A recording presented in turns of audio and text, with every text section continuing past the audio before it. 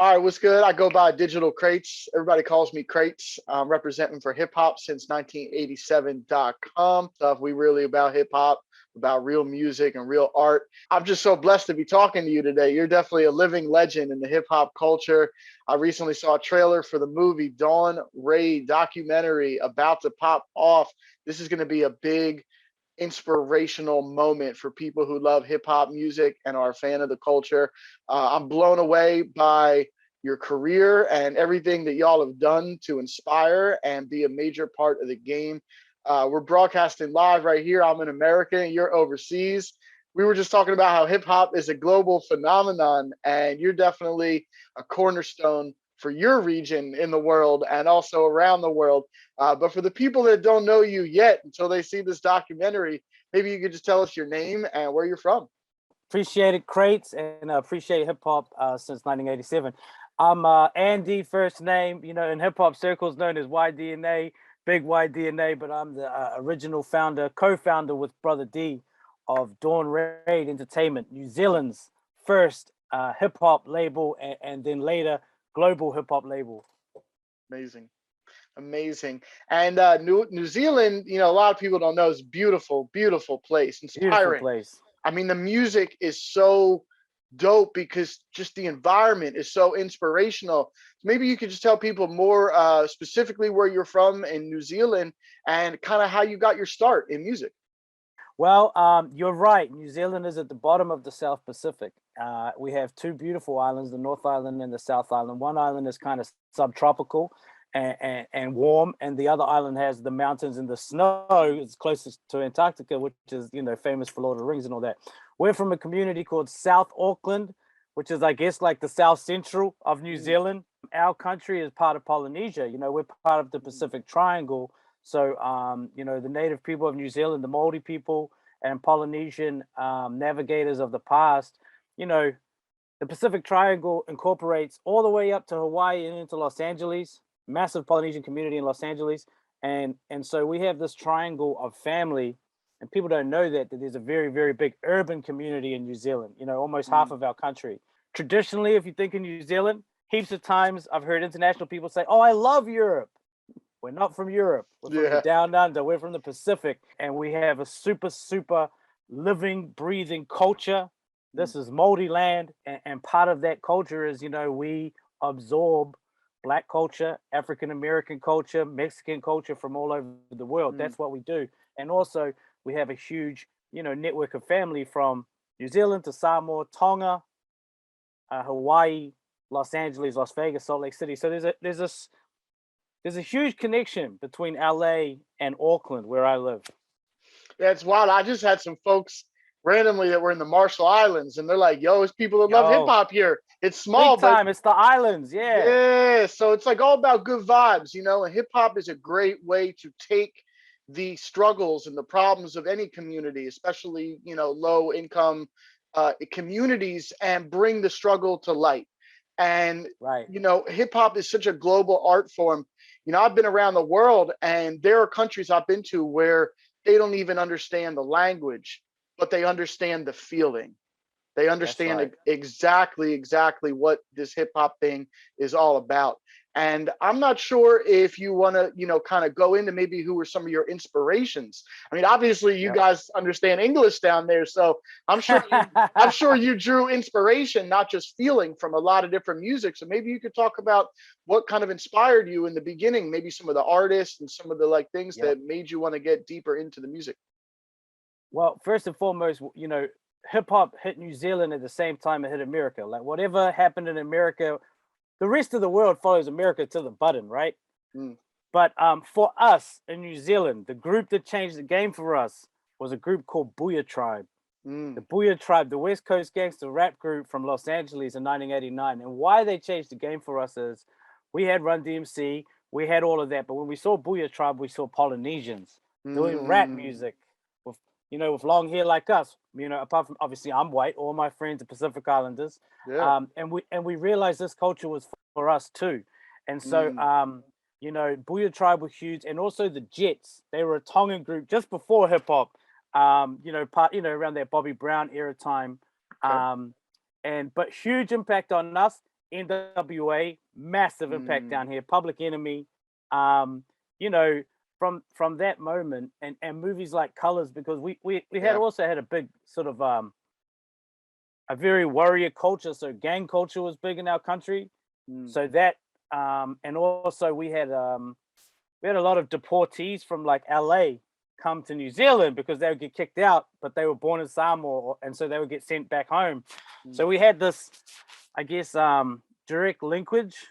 And once we saw Boo-ya Tribe do it, we knew that we could do it. yeah. So that was our early influences. Yeah, I'm a little bit older, so I remember Booyah Tribe. I remember them being slamming. Like they had some Oh, fire. they were dope. That's my brothers. Shout out Gotti and rest in peace, Gangsta Red and Godfather. Like, so we made those early connections, and we had a friend who was from New Zealand, a music executive, who started a huge record called OMC How Bizarre. It was like a big Oh pop. yeah, that was a He's big record. Polynesian. Yeah. He's from our hood, so he's Wow. like our big brother, and his older brother put us in the game. So we had seen from this little community in South Auckland someone sell 1 million records in America. So we had seen it. We knew it was Mm, possible, and we just took all this indie label inspiration from people like Master P in the '90s, yeah. Rap a Lot, Death Row. Yeah. Like we loved, Own It Ourselves. We just took Yeah. the blueprints we saw, Rocafella, Bad Boy, Death Row. We took that indie Yeah. hustle. Even E40 was a massive influence to us, Yes. Yeah. and yeah, and we applied it here. It's amazing. I mean, at that time that we're talking about, there was maybe 100 to 150 big imprint, smaller labels Yeah, that were right on. being taken up by the major system. And it's kind of like that today. This new era of hip hop is very DIY, kind of Yes. get yourself off the ground, get your following going. And it's kind of like, what goes around comes around. And that's why I think this film comes at a great time. And I want to talk a little bit more about the movie and a little bit more about your company and your journey. Let's take it all the way back. Let's take it all the way back though. Where does the Dawn Raid name come from? Yeah, so shout out to Brother D. He is the founder and my business partner. He's Samoan. He's older than I am, so about 10 years older than me. In our country, the easiest way to explain it for Americans is like the civil rights movement. In our country, in the 50s and 60s, the New Zealand government brought in cheap labor from the Pacific Islands. Mm, And so a lot of Samoans, Tongans, Rarotongan, Niuean, all the Pacific Island families came here for work. Around the 70s, there was apartheid going on. There was a big movement there in New Zealand. And the opposition, I guess you would call the Republicans of our country, which we call the National Party, they did a whole campaign of let's send the islanders back home to where they came from. And they made it very, very racial along political lines. When they got into power, they started something called the Dawn Raids, which was at dawn, raid your house, go in with the mm, police dogs, find your family members that didn't have their right documentation, and arrest them, put them on the plane, and send them home. It was a traumatic experience for all Polynesian people because, I hate to say this, but, majority white police officers couldn't differentiate between Samoan, Tongan, Māori, Rarotongan. So anybody that wasn't white was getting attacked. And this was recent, this was only 40 years ago. it's crazy. Um, and so Brother D wanted to call the company Dawn Raid 1 because it's just a great, triumphant, impactful name. Yeah. But 2, on some hip hop, Wu-Tang flipped the titles, negative into positive. You know how we always Yeah. do that in hip Yeah. hop. That's what it is.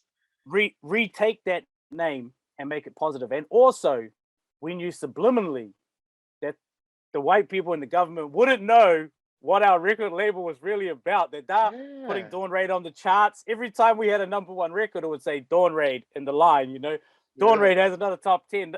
And so the establishment would realize at some point, which seems to be now with the Mm, movie, last year the government apologized officially for the Dawn Raid. So our Prime Minister, who's a very progressive female, Jacinda, she's amazing.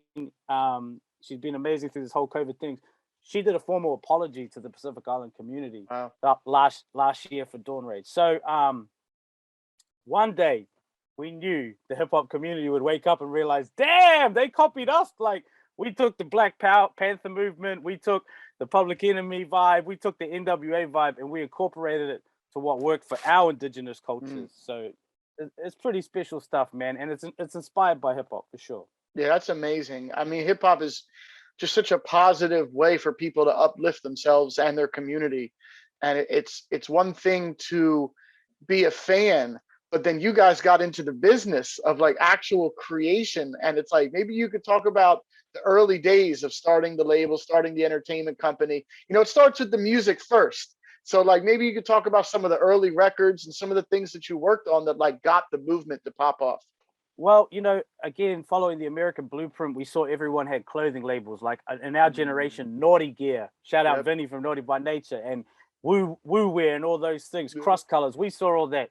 So we started selling T-shirts at the local markets. That funded our recording studios and our recording. Our first groups, Chaos, Decepticons. We had an amazing killer MC by the name of Mareko, and he was like, I guess, the Ghostface Killer or someone like that of our crew. He was just a beast. He won the battle for supremacy, like the MC competitions, like how Eminem did it with 8 Mile down here. Yeah. So we put all our money on Mareko. We went to New York, the home of hip hop, and we recorded with Wu-Tang. You know, that was some of our first releases. Decepticons. We had an R&B group called At Ease, who went on to be double platinum in New Zealand. We rolled out that hip hop R&B indie label empire rollout. Yeah. You know? It's so crazy because this is all before social media. All before social media. Yeah, this is it's like, insane. Yeah. We used to get faxes and things. I'd be like, we just got a fax from you, God, from Wu-Tang. Like, you know, real random stuff, because we would make connections wherever we could, and we would try and capitalize on it. And we were lucky we had the clothing label, and you'll see it in the movie. Brother D and I met at our local school in Otara, which is like, I don't know, the American version is not college. You know, when you have like, we call it tech, which is like more basic than university. You know, it's like the hood university, right? Manukau Institute, shout out. We were doing business school, so we had funds available to travel, and we got to go to America and New York. And by seeing how people recorded like the Wu-Tang and working with the best, like the Beat Miners, the Duck Down guys were really influential. Sean P, Helter Skelter, Black Moon, Buckshot, Drew Hart. There were so many great people that put their arms around us and helped. We just kept going, man. We just, you know, you see it in the movie. We fought the tax department. You know, we, like all true hip hop labels, you know, they targeted us. They targeted us. Our store got robbed. You know, it's the same story. I guess what's funny about it is it's from this little island called New Zealand of less than 4 million people at the bottom of the world, you know?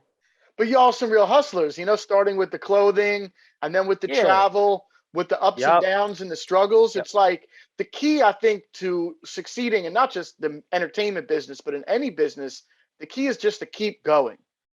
Don't stop. So, you know, you just mentioned some of your struggles, but maybe you could think of one of your very favorite moments from those like earlier days.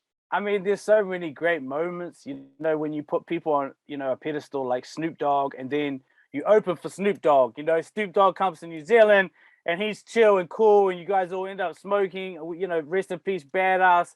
We hung out with Daz and Corrupt, and so many great moments. But if I could put it down to one moment, I don't know. There was just so many, dude. Like getting our first gold record.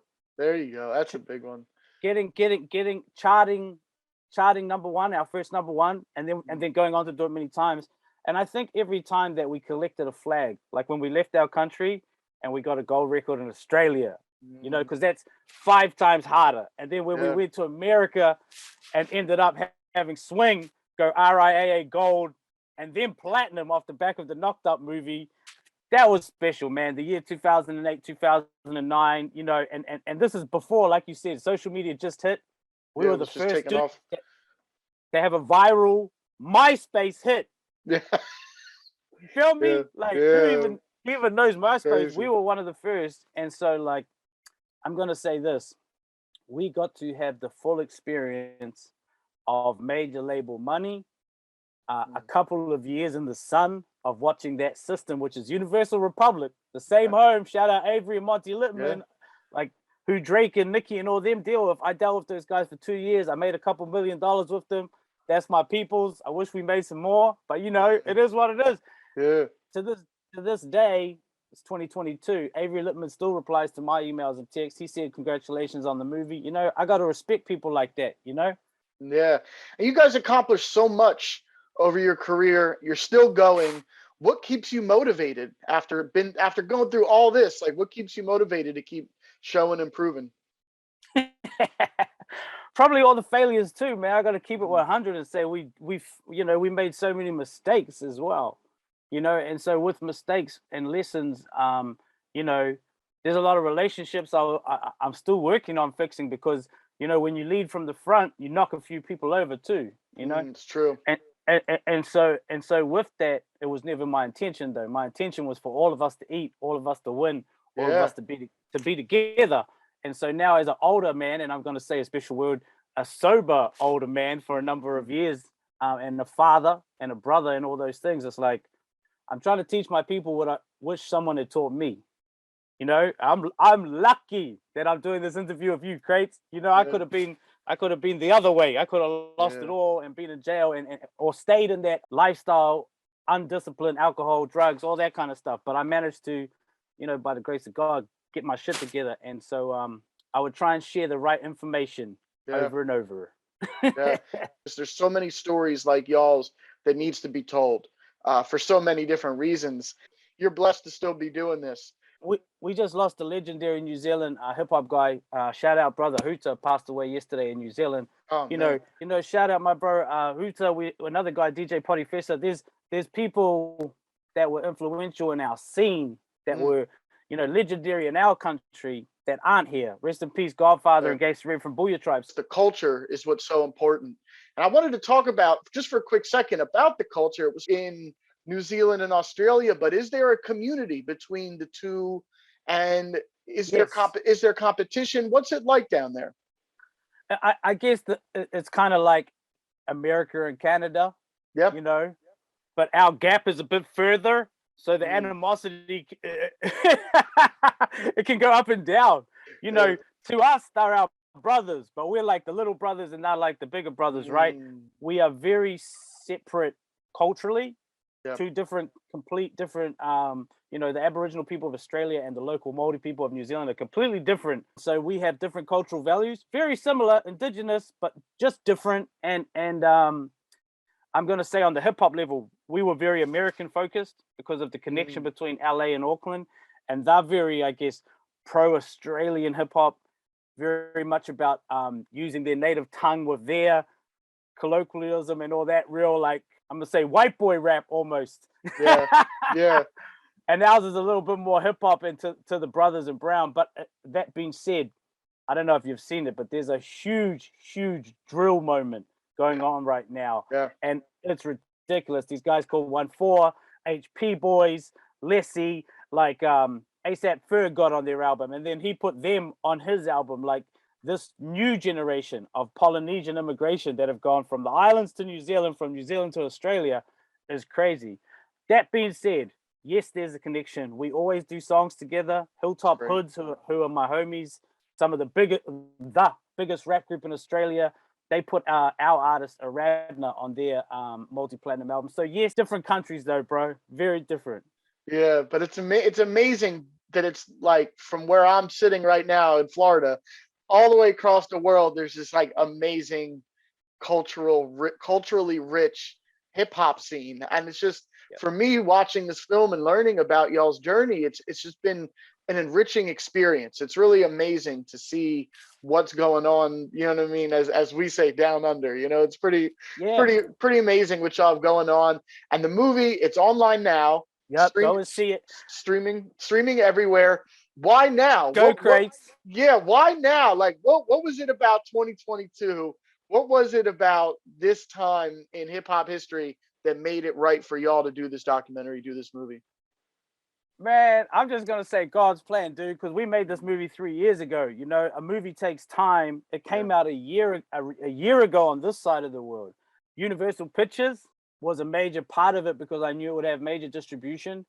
Our streaming numbers locally were so big that they could see that this film had legs. And, you know, I try to explain from day one, like, hip hop's a global culture. Yep. Like, this story resonates with anyone that loves hip hop. I think COVID, I think people being home, I think people being isolated, I think all of those things helped. We didn't plan it. That's how the world just worked. We happen to be the only people with a funny hip hop independent down under story right now. Yeah. And I'm just happy. It's 20 years for us. This is like our 20th anniversary, 22nd anniversary, 22 years. I just want all of America, everybody to see this, just to know like American culture gave us tools for us to be able to live and breathe. Yeah. So, you know, I shout out everyone that went before us, man. The impact you guys had on us, from Wu-Tang, RZA, another great person who inspired us and spoke to us. And reggae music is so huge down here in New Zealand. You know, we're an island, dude. Yeah. So, you know, shout out everyone that went before us, man. Please go and watch the movie, because I hope, most importantly, that it just inspires you to, like, you know, we're from nowhere in the bottom of the world. If we can jump up and make it on the Billboard charts in America, shit. Yeah, it definitely has that feeling where if y'all could do it, then anyone else can do it too, with the right hustle, the right determination to make things happen. Even when things go wrong, it's like y'all kept going, and here we are today talking about this film. I gotta ask, because in the movie there's so much collaboration. I mean, it's really amazing, from your own artists to artists you've collaborated with. You can pick a favorite if you want, but I'm wondering if you had a favorite collaborator or favorite artist that you worked with over the years that maybe inspired you to keep going. All of them, bro. Probably Akon was the biggest, and I'm gonna say Akon because Akon treated us like family. And you know, when you meet someone at the start of their career, you kind of have a different build up with them, because Akon wasn't Akon when we met Akon. He didn't even have Locked Up with Styles P yet. So in the rest of the world, Akon Locked Up had Savage, our artist, on it. You know, you did the international so Locked Up to us features Savage, not Styles P. That's crazy. I'm gonna say Akon because he showed us love. He included us when we reached back out to him through our good friend Kirk Harding. He still gave us that initial price and did the video for us when he didn't need to. By the time, between the time of recording with Akon and our video coming out, you see it in the movie, he dropped Lonely and became multi-platinum, right? Crazy, yeah. But he still let Mariko and Savage open up for him at a New York show in Times Square with the Locks and Dipset and all these people, like just cool stuff like that. You know, you got to respect a man like that. And then years later, we came back, and Benny D, shout out my man Benny D, Akon's DJ, he executive produced Savage's album. So, you know, they just came down recently to New Zealand with TLC, and in the middle of the set, stopped, like, shout out Andy and Savage, you know. And everyone that's at TLC are like, yo, did he just shout out the Dawn Ranger? It's just like, yeah. Like, there you go, brother. Yeah, Akon, definitely inspirational, forward thinking, you know what I mean, for the culture. Yeah, obviously, I mean, RZA's like the greatest. I mean, we here in America have so much respect for RZA. It's crazy. RZA, when he came to New Zealand, like, not only did he break down the mathematics and the science to us, he was just warm, and he greeted us like, peace, God, you know, like exactly how you would expect him to. Yeah. And then he was like, he broke out the NPC, he talked to us about our label, he showed genuine interest in the culture, and then he was like, yo, come out on the set, bring your artists, we're gonna rap together. And like, it just felt warm. And then, you know, that's how we got to Inspector Dick later. Also his business mind, his spiritual mind, just amazing. RZA's the GOAT, and the whole Loud Records Wu-Tang setup was kind of like the blueprint we followed. So shout out to RZA. Yeah, shout out to Loud Records, man. That was one of like we talked about, one of those big important imprint labels that inspired so many people to just go after it on their own and not wait for the right time, just make the time right, you know. And that's a big thing. And so in hip hop culture. Segue, Crates, you're getting the exclusive here, Crates. All right. What many people didn't know, the right hand to Steve Rifkin was a New Zealand brother by the name of Kirk Harding.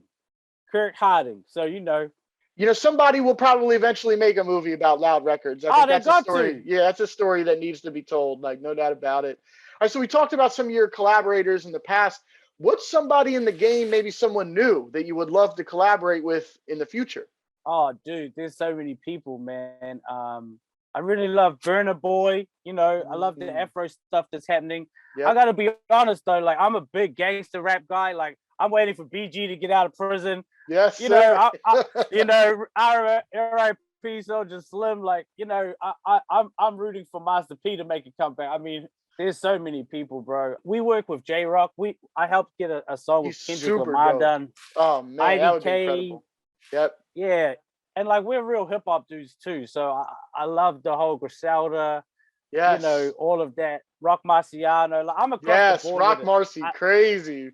You know, I done a song with Rock Marcy. I'd love to work with him again. And you know, again, shout out my Ducktown guys. They, you know, Yeah. Young M.A. A lot of people don't know that's them behind Young M.A. Oh, You know, wow. like That makes sense though.